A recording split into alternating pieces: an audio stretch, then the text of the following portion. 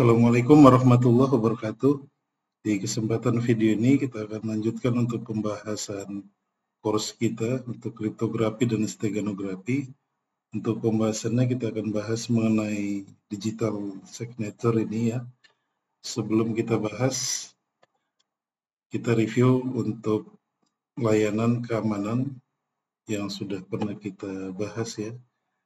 Seperti yang kita ketahui, ada 4 layanan keamanan secara umum ketika kita berinteraksi di internet ataupun ketika kita melakukan aktivitas di internet ya, baik itu mengirim pesan, ketika kita menggunakan platform e-commerce, ketika kita menggunakan messaging ya, semua aktivitas itu terjadi di internet. Nah, untuk mengamankan semua data, informasi ataupun pesan yang kita kirimkan ataupun kita terima, 4 layanan keamanan ini sangat dibutuhkan ya. Yang pertama itu kerahasiaan informasi, di mana untuk layanan ini memastikan bahwa data atau pesan hanya dapat diakses oleh pihak yang berwenang atau kita ya, antara kita dengan si penerima ataupun dengan aplikasi atau platform yang kita gunakan. Nah, selanjutnya di sini untuk integritas data ini berupa sebuah ini ya, bagaimana integritas data ini ketika kita contohnya mengirimkan sebuah pesan melalui email ya, contohnya di sini saya contohkan ketika kita mengirimkan email melalui saluran internet ke tujuan ya, pesan yang kita kirimkan, misalnya ada pesan yang kita kirimkan ini sampai ke tujuan itu tetap utuh ya. Itu dilihat dari integriti datanya atau integritas datanya. Berbicara mengenai integritas data itu ya. Bagaimana pesan yang kita kirimkan itu tidak ada pembajakan ataupun dimanipulasi ketika dalam proses pengiriman ke si penerima ya. Itu mengenai integritas. Kemudian authentication ya, authentication atau autentikasi. Nah, layanan ini atau service yang diberikan ketika kita menerapkan keamanan di informasi itu atau di sistem informasi itu ya, bahwa ketika kita melakukan transaksi ya, baik di aplikasi ataupun seperti sederhananya di ATM ya, kita di situ melakukan autentikasi berupa memasukkan kredensial berupa password ya. Nah, password yang kita masukkan itu harus benar, jadi artinya layanan autentikasi ini memastikan bahwa kita yang mempunyai akun tersebut untuk bertransaksi contohnya di ATM ataupun aplikasi atau platform yang kita gunakan ya. Jadi si server nantinya ketika kita menginputkan username atau password nantinya itu divalidasi oleh si server kalau si pengguna yang benar yang menggunakannya. Nah, kemudian di sini non-repudiation atau anti penyangkalan ini bagaimana ketika layanan ini digunakan ataupun ketika kita melakukan transaksi ataupun kebutuhan-kebutuhan yang kita lakukan di internet ya, terutama berkaitan dengan pengiriman dokumen melalui internet ya. Nah, ada log atau ada historicalnya bahwa itu kita yang melakukan. Nah, ketika berbicara mengenai anti penyangkalan ini, itu kita berbicara sebuah log atau history yang sudah pernah kita lakukan ya.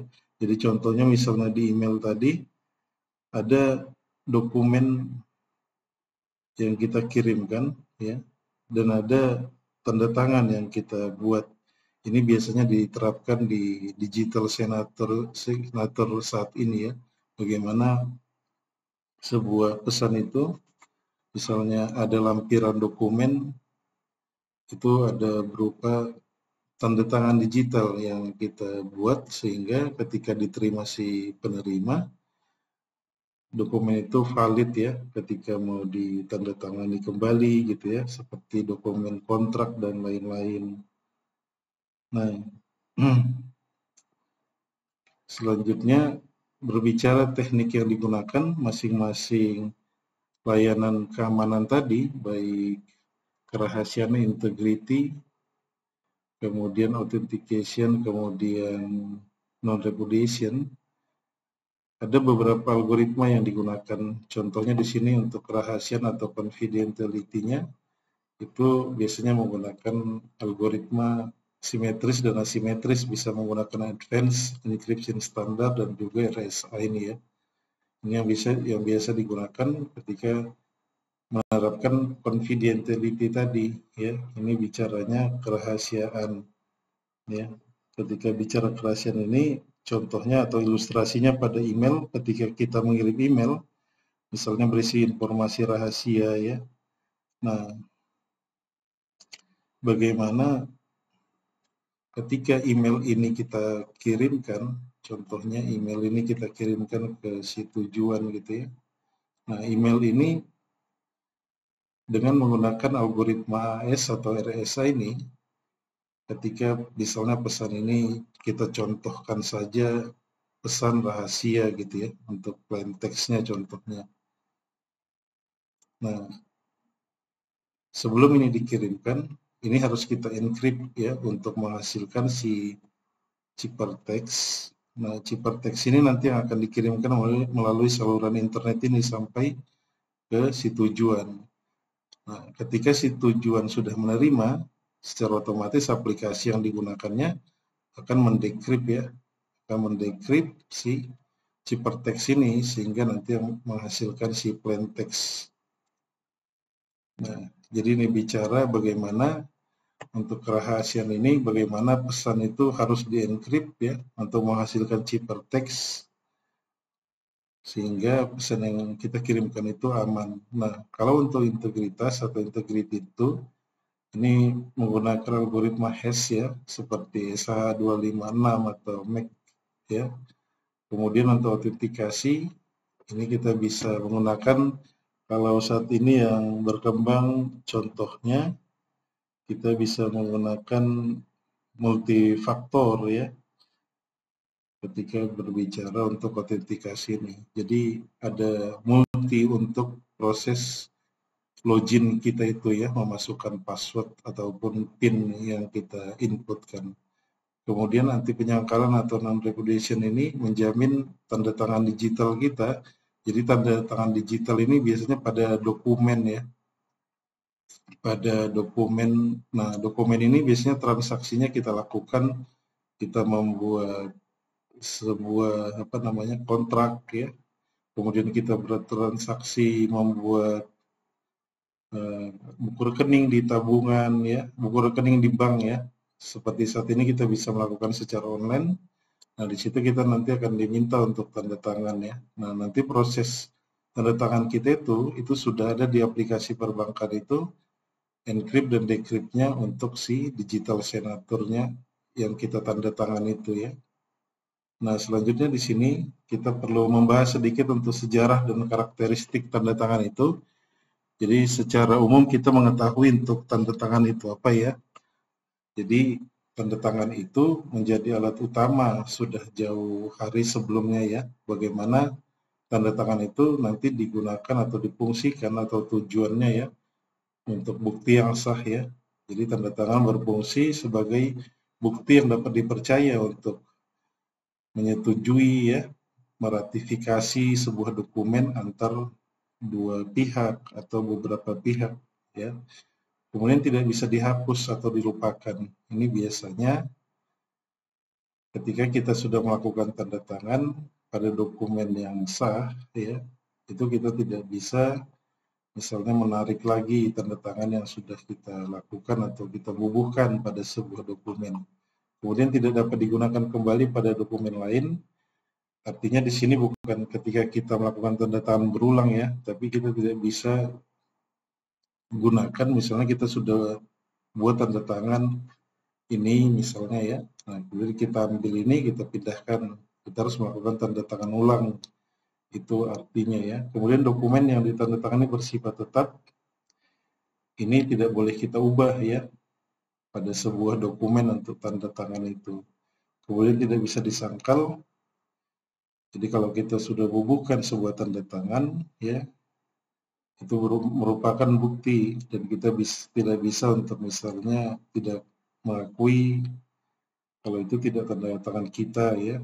Jadi seperti itu untuk karakteristik. Jadi karakteristik ini berupa tujuan, fungsi yang digunakan pada ataupun untuk sebuah tanda tangan itu ya. Kemudian tanda tangan digital dan relevansinya ini juga berkaitan dengan karakteristik tadi, tapi di sini untuk tanda tangan digital ini berkaitan dengan misalnya kita membuktikan pengirim dan penandatanganan dokumen ini biasanya dikirimkan, ada sekarang online digital signature itu ya, kita bisa gunakan seperti DocuSign ya, ada banyak itu. Nanti bisa kita akses ya, kita simulasikan. Kemudian untuk melindungi dokumen dari perubahan setelah ditandatangani, menjamin bahwa tanda tangan tidak dapat dipalsukan atau digunakan kembali. Ini perkembangan saat ini ya untuk tanda tangan digital atau digital signature itu. Nah selanjutnya pada dunia digital saat ini atau perkembangan saat ini ya, saat ini banyak yang sudah menerapkan untuk tanda tangan digital atau digital signature itu. Ada beberapa hal yang perlu kita ketahui atau menjadi catatan kita. Jadi ada perbedaan antara tanda tangan digital dan tanda tangan yang digitisasi ya, atau digitized signature. Seperti ini contohnya ya. Kita bahas tanda tangan digital terlebih dahulu. Nah, untuk tanda tangan digital ini, itu melibatkan nanti kriptografi di dalamnya. Jadi, untuk proses tanda tangan kita itu sama ketika kita membahas di simetris ataupun di asimetris untuk kriptografi. Ini salah satu teknologi yang ada, tanda tangan digital ini. Itu akan dilakukan nanti untuk prosesnya encrypt ya, dan decrypt sebelum dikirimkan ke si penerima ya. Jadi ketika bicara digital signature itu atau tanda tangan digital itu berkaitan nanti dengan kriptografi. Seperti tadi banyak algoritma yang diintegrasikan dengan si digital signature itu. Nah, tanda tangan digital itu untuk memastikan nanti contohnya di sini keaslian, integritas dan autentikasi data ya. Ini biasanya sudah ada payung hukumnya untuk tanda tangan digital itu dan sudah banyak online yang menyediakan atau providernya yang menyediakan untuk digital signature itu ya. Kemudian tanda tangan digital bersifat kriptografis ya, yang memberikan jaminan keamanan yang lebih kuat. Biasanya itu karena jadi tujuannya memang digital signature ini supaya misalnya ada kebutuhan tanda tangan yang si pihak tersebut tidak berada di tempat ya, sehingga membutuhkan waktu yang lama untuk misalnya pergi ke tempat untuk menandatangani dokumen itu gitu ya. Jadi bisa dilakukan secara digital ya. Tapi syaratnya ada beberapa perbedaan nanti ya. Tanda tangan yang biasa kita lakukan seperti ini di menggunakan stylus atau pen tablet seperti ini gitu ya. Nah, ini yang termasuk digitisasi nih, digitized signature artinya ya, atau sebutannya. Dia tidak melibatkan kriptografis ya. Kita biasanya juga kita crop tanda tangan yang sudah kita tanda tangan untuk kita bubuhkan pada sebuah surat gitu ya. Nah, itu tidak termasuk di digital signature. Itu termasuknya tanda tangan digitisasi ya atau digitized signature. Itu yang perlu kita ketahui atau menjadi catatan kita antara digitalisasi ini dengan digital signature ya. Kemudian tanda tangan digital ya, ini nilai unik yang dihasilkan menggunakan algoritma kriptografi untuk tujuannya memastikan keamanan ya, sehingga ketika diverifikasi tanda tangan itu benar pada orang yang tepat ataupun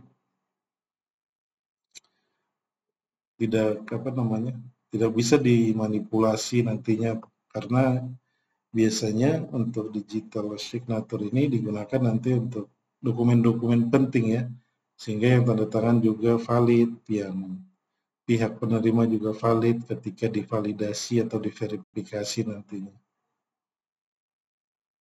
Di sini tanda tangan fisik ini tadi yang digitized signature ya. Kemudian untuk tanda tangan digital, ini seperti yang saya sebutkan tadi, dia ada integrasi dengan kriptografi ya, untuk proses encrypt dan decryptnya. Kemudian untuk keunikannya, tanda tangan digital ini untuk menghindari duplikasi ya, salah satunya karena nanti ada sepasang kunci private dan public di tanda tangan digital itu tadi ya. Itu untuk keamanannya supaya tidak diduplikasi, kemudian menjamin integritas ya. Jadi kalau misalnya ada plain text kita dari sebuah tanda tangan kita itu ya, misalnya rahasia gitu ya. Nah, ketika dikurangin satu huruf pun, misalnya kita kurangin A ini jadi rahasia gitu ya. Nah, itu tidak akan valid ya ketika kita kurangin dari plain text kita. Nanti kita contohkan menggunakan situs online ya untuk simulasinya. Nah, ini berkaitan dengan integrity atau integritas. Jadi tidak ada perubahan sekecil apapun ketika kita sudah membuat ataupun menggunakan tanda tangan digital itu. Kemudian melindungi autentikasi ya. Jadi ini berkaitan dengan si public key dan private key. Jadi yang bisa melakukan decrypt untuk tanda tangan itu hanya yang mempunyai kunci private ya, seperti konsep di kriptografi simetris itu. Nah, selanjutnya di sini ada contoh ya.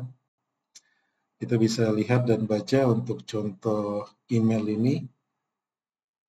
Bagaimana seorang yang sudah kenal sejak lama dan dia mengirimkan pesan. Nah, di sini ada contoh dari digital signature itu, ada berupa Bayesian signature dan signature ya pada sebuah email. Nah, ini yang melakukan ini nanti aplikasi yang kita gunakan, misalnya Gmail gitu ya, aplikasi platform lain ya, yang ketika kita melakukan tanda tangan digital, bentuknya nanti seperti ini ya.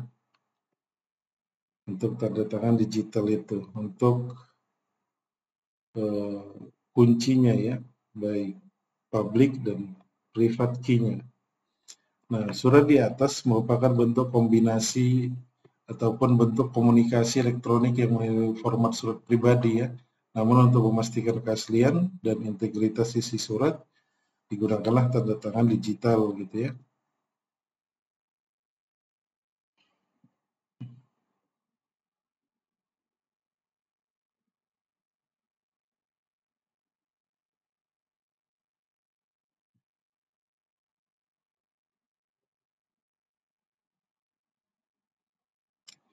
Nah, di sini ada keterangan untuk autentikasi pengirim. Jadi pengirim ini tadi kita bisa lihat si George ya, dia mengirimkan pesan ke Alice ya. Jadi untuk mengautentikasi pengirim, jadi karena si George ini yang punya kunci private ya, jadi dia yang bisa melakukan autentikasi. Kemudian untuk menjamin integritas selama pengiriman dari sumber ke tujuannya gitu ya. Jika isi surat itu diubah ketika kita ini tanda tangan yang sudah kita buat gitu ya, kemudian kita kirimkan ke tujuan. Nah, yang sudah terdapat ciphertext di sebuah tanda tangan ini ketika dikirimkan, kemudian ada yang merubah di tengah jalan ataupun di internet gitu ya, ketika ciphertext itu misalnya seperti ini gitu ya. Nah, ketika ada dirubah satu huruf pun itu tidak akan valid ketika diterima aplikasi si penerima nantinya ya. Itu nanti kita bisa praktikkan contohnya di DocuSign ya, secara online nantinya. Kemudian persyaratannya, tanda tangan digital harus bergantung pada isi pesan yang ditandatangani. Artinya di sini, tanda tangan digital itu dihasilkan dengan menggunakan data pesan itu sendiri, sehingga setiap perubahan pada pesan akan menghasilkan tanda tangan yang berbeda.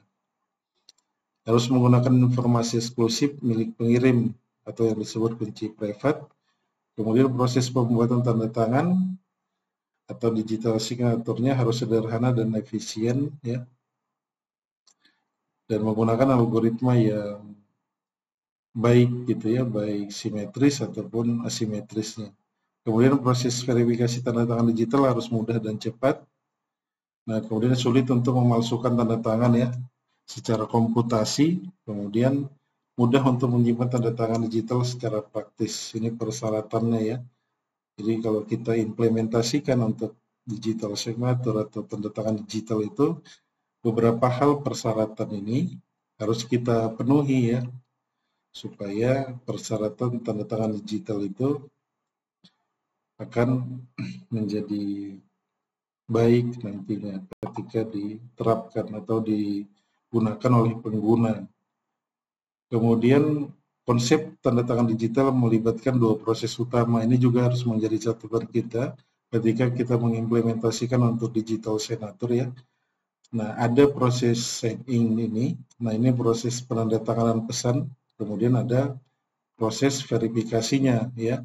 Nah, untuk proses penandatanganan pesan ini, proses ini melibatkan pembuatan tanda tangan digital untuk sebuah pesan ataupun dokumen. Nah, dalam langkah ini, pengirim menggunakan kunci private atau kunci pribadinya ya. Ini kunci private untuk menghasilkan tanda tangan terkait dengan pesan tersebut ya. Jadi di sini untuk proses penandatanganan pesan ini bertujuan untuk memastikan bahwa pesan ya itu valid dari si pengirim atau sah dari si pengirim ketika dikirimkan ke si penerima. Kemudian ada proses yang kedua, proses verifikasi ya. Jadi proses verifikasi itu nanti di si penerima gitu ya. Proses send in-nya di si pengirim. Nah, proses verifikasinya di si penerima yang dikirimkan melalui unsecure channel atau di global internet ya.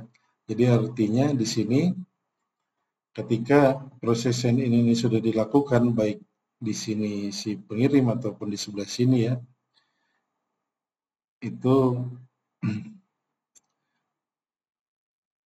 ketika diverifikasi ya, tanda tangannya itu valid ya. Nah, yang melakukan itu nanti semua adalah aplikasi yang kita gunakan ya. Kita tidak nampak nantinya ketika itu proses sign in atau verifikasi ini terjadi gitu ya. Itu dilakukan oleh si aplikasi yang disediakan oleh si provider ataupun oleh si platform-platform yang ada di internet. Contohnya ketika kita menggunakan email, kita menggunakan aplikasi di perbankan gitu ya. Nah, di sini ringkasannya untuk penandatanganan atau sign in itu memastikan integritas dan keaslian pesan dengan menggabungkan pesan dengan tanda tangan yang menggunakan kunci private. Kemudian verifikasinya ini pengecekan keaslian tanda tangan. Nanti akan diverifikasi oleh si penerima ya di aplikasinya maksud saya.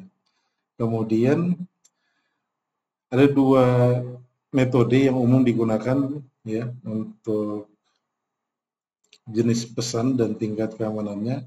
Yang pertama itu ada encrypt pesan, ini yang menghasilkan nantinya si ciphertext itu ya di dalam sebuah tanda tangan itu, kemudian menggunakan fungsi hash dan kriptografi kunci publik. Jadi nanti si digital signature ini itu akan diintegrasikan dengan si ini tadi untuk encrypt ya. Nah, encrypt ini bisa kita gunakan contohnya AES atau RSA gitu ya untuk asimetris dan simetris.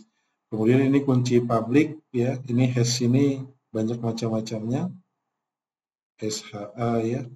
Kemudian kita bisa menggunakan kriptografi kunci publik. Ini contohnya RSA ya, Elgamal dan lain-lain ya. Ini bisa diintegrasikan. Jadi di dalam tanda tangan itu, ini contohnya ada nama gitu ya, akan dibubuhi tanda tangan di sini gitu ya. Ini nanti menggunakan aplikasi biasanya ya, yang sudah banyak saat ini bisa kita gunakan secara trial ya di internet. Jadi nanti untuk digital signature ini, untuk keamanannya dia akan diintegrasikan dengan ini tadi ya, masing-masing ini. Nah selanjutnya di sini penandatanganan dengan cara mengenkrip pesan, sama halnya dengan ketika kita membahas untuk kriptografi di kunci simetris maupun asimetris, prosesnya itu kita bisa lihat seperti ini ya. Bagaimana nanti plain text itu pada sebuah digital signature itu, plain text itu contohnya M gitu ya. Nah, di sini kita menggunakan kunci public si penerima ya, untuk melakukan encrypt yang akan menghasilkan si ciphertext nantinya. Encrypt ini untuk persamaannya dibuat PK ini public key ya, untuk PK ini encrypt untuk menghasilkan ciphertext ini ya. Nah, plain text-nya itu adalah M ini gitu ya contohnya. Nah, hasil dari ciphertext M ini ya, hasil dari ciphertext M ini akan dikirimkan ke si penerima. Kemudian si penerima akan mendekriptnya. Nah, untuk persamaannya itu ketika mendekrip dia akan menggunakan kunci private-nya ya dengan persamaan D SK ini secret key ya atau private key ya. Nah, ini ciphertext tadi yang akan didekrip menghasilkan si plain text atau M ini tadi ya. Nah, selanjutnya di sini yang saya sampaikan barusan tadi ya. Bagaimana di sini proses melakukan penandatanganan pesan dengan cara mengenkrip pesan menggunakan kriptografi kunci publik. Contohnya tadi kita lihat untuk pesan asli atau plain text-nya M ya. Nah, ini akan dikirimkan. Jadi untuk mengenkrim itu kita menggunakan kunci publik ya. Kemudian untuk melakukan decrypt dari hasil ciphertext itu kita menggunakan persamaan ya. Sini SK ini secret key, ini dia ini decrypt ya. Ciphertext yang akan kita decrypt yang akan menghasilkan plain text M ya. Selanjutnya di sini untuk penggunaan kriptografi kunci publik sebagai tanda tangan digital, prosesnya dibalik seperti berikut ya. Ini ketika menggunakan kunci publik ya. Jadi pengirim mengenkrip pesan dengan kunci private miliknya ya. Jadi kalau secara asimetris ya, ketika mengenkrip pesan itu kita menggunakan kunci publik si penerima, tapi ini kita balik gitu ya untuk proses kriptografi ketika kita menerapkan digital signature ini menggunakan kunci publik kriptografi ya. Jadi kita mengenkrip pesan itu ya dengan kunci private kita. Kemudian penerima menggunakan kunci publiknya ya, menggunakan kunci publik si pengirim, contohnya ini si pengirim, ini si penerima gitu ya. Nah, untuk melakukan decrypt itu si penerima menggunakan kunci publik si pengirim ini, contohnya kunci publiknya A gitu ya, dia menggunakan ini untuk mendecrypt ya plain text ini. Ini kebalikan ketika kita menggunakan atau menerapkan ataupun mengimplementasikan si digital signature ini menggunakan kriptografi kunci publik. Jadi dengan dua pendekatan ini ya, ada dua tujuan yang tercapai supaya kompleksitas dari kerahasiaan atau keamanan itu semakin kompleks, semakin lengkap gitu ya. Jadi yang pertama kerahasiaan pesan, autentikasi pengirim. Jadi penerima itu dapat memastikan pesan itu berasal dari pengirim yang sah, ya. Nah, konsep ini, pembalikan ini ya, itu ditemukan oleh ini ya dan ini untuk ide dasar dari kriptografi kunci publik ketika menerapkan si digital signature itu. Nah, contohnya ini ada DocuSign ini yang bisa kita terapkan, tapi DocuSign ini bisa disebut Digitest ataupun Digitasisa tadi ya,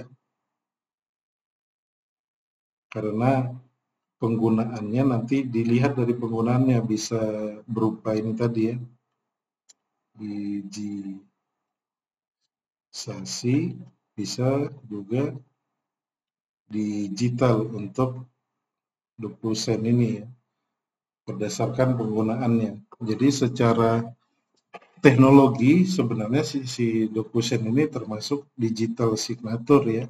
Nanti kita akses untuk situsnya. Nah, di sini prosesnya untuk digital signature kriptografi ya. Jadi bagaimana ada pengirim, contohnya pengirim itu mengirimkan untuk tanda tangan yang sudah dienkrip ya. Kemudian menggunakan kunci privatnya, dia akan melakukan encrypt, menghasilkan nanti ini pesan berupa ciphertext ya. Nah, nanti ciphertext ini ketika mau di-decrypt itu menggunakan public key ya, sehingga menghasilkan nanti plain text-nya. Nah, di sini ada proses verifikasi tanda tangan oleh penerima ya. Nah, persamaan rumusnya itu M sama dengan D public key ya. Ini public key S. Jadi untuk keterangannya itu untuk ini private key ya, kunci privat milik pengirim, ini bersifat rahasia. Kemudian public key, kunci publik milik pengirim bersifat terbuka atau bisa di-share ya ke siapa saja. Kemudian E fungsi encrypt-nya, D fungsi decrypt, kemudian pesan M, kemudian S tanda tangan digitalnya ya.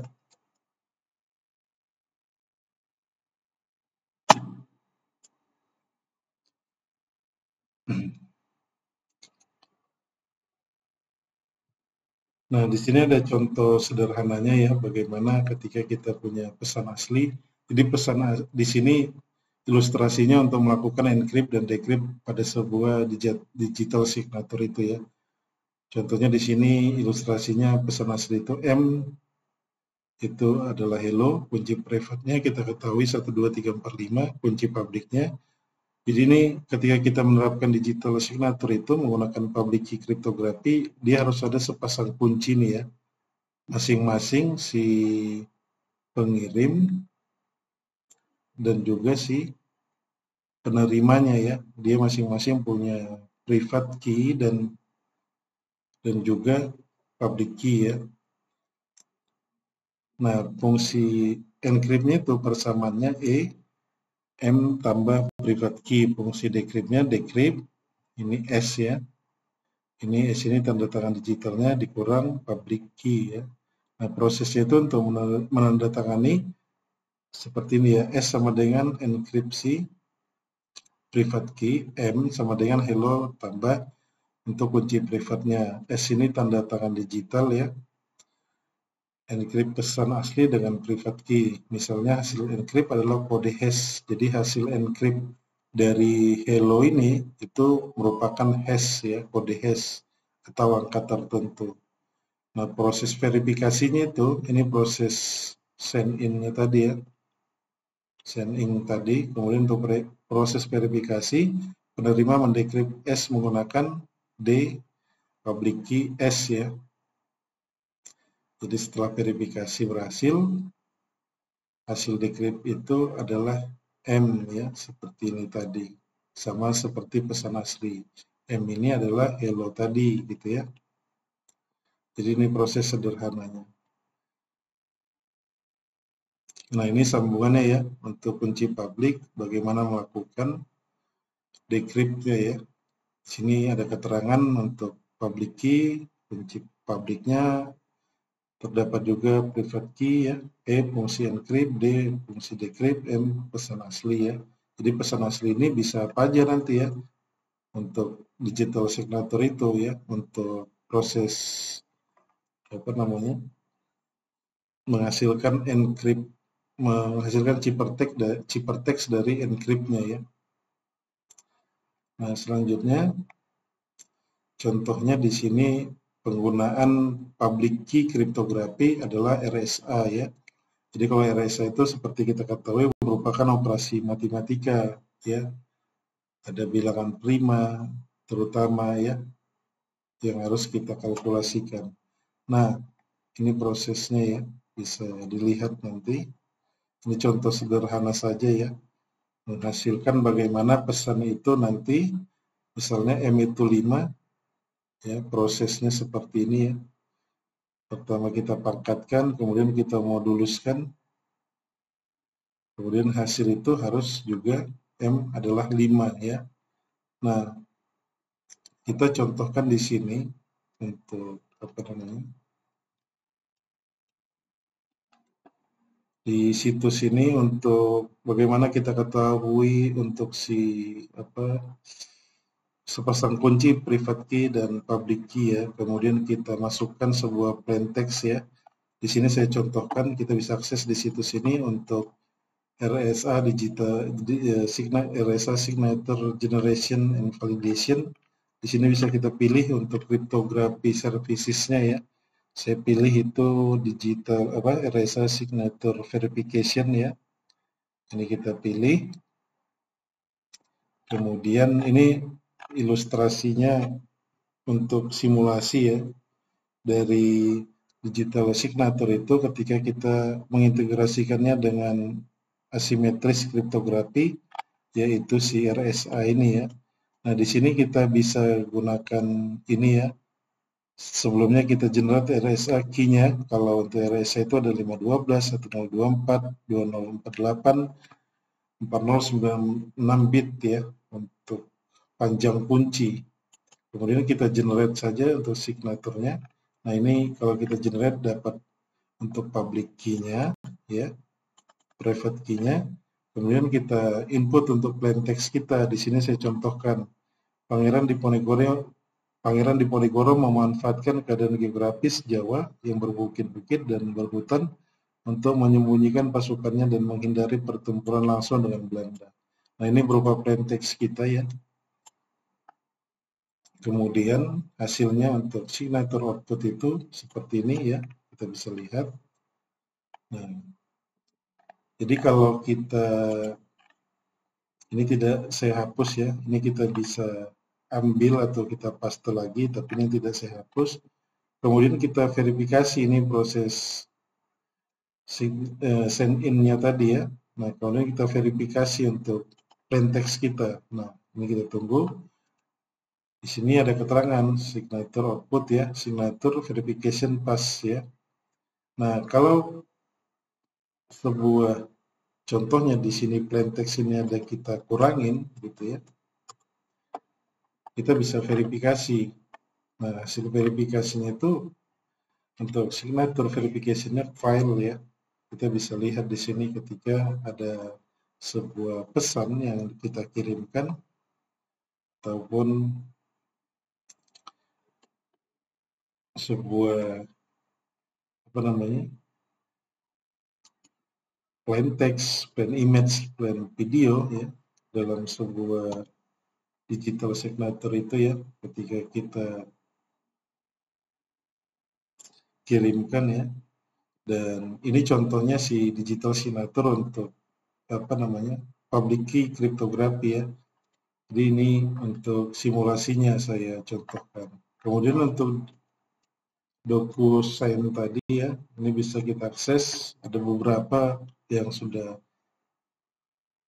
ada disediakan di internet ya. Ini kita bisa coba secara trial ya. Jadi di sini nanti misalnya kita mau mengirim dokumen gitu ya ke orang yang jauh, misalnya di luar negeri sana ya. Nah, melalui DocuSign ini kita bisa mengirimkan email ketika kita coba nanti ya. Ini ada base-nya yang try for free, kita bisa tes ya berapa sebulan kalau tidak salah ini. Jadi kalau kita mengirimkan, kita registrasi terlebih dahulu nanti ya. Nah, ketika kita mengirimkan email, ya, di situ nanti ada validasi untuk tanda tangan digital ya, berupa tanda tangan digital yang sudah ada proses encrypt-nya ya. Jadi tanda tangan ketika kita mengirimkan email sudah terdapat tanda tangan dan yang sudah terdapat tanda tangan yang dibubuhi maksud saya. Contohnya seperti ini. Jadi di dokumen rahasia kita itu sudah ada pihak pertama, para pihak kedua yang akan melakukan tanda tangan gitu ya. Nah, dokumen rahasia kita ini ketika kita mau melakukan tanda tangan ke orang yang jauh, ini bisa kita kirimkan, ini contoh saja ya. Kita kirimkan misalnya ke luar negeri sana. Nah, nanti ketika kita mengirimkannya melalui DocuSign itu, si penerima nanti membuka si DocuSign juga gitu ya. Dia akan membubuhi nanti tanda tangan. Nanti ketika tanda tangan ini sudah dibubuhinya, dikirimkannya ke kita lagi gitu ya. Melalui DocuSign tadi kita bisa verifikasi tanda tangan itu valid tidak ya. Ketika dikirimkan ke kita gitu ya. Nah, proses sign in-nya nanti di si penerima ya. Kemudian proses verifikasinya ada di kita ketika kita mengirimkan tadi ya. Nah, untuk pembahasannya cukup sekian untuk teorinya. Kita akan bahas nanti untuk praktikumnya. Terima kasih, mudah-mudahan bermanfaat. Assalamualaikum warahmatullahi wabarakatuh.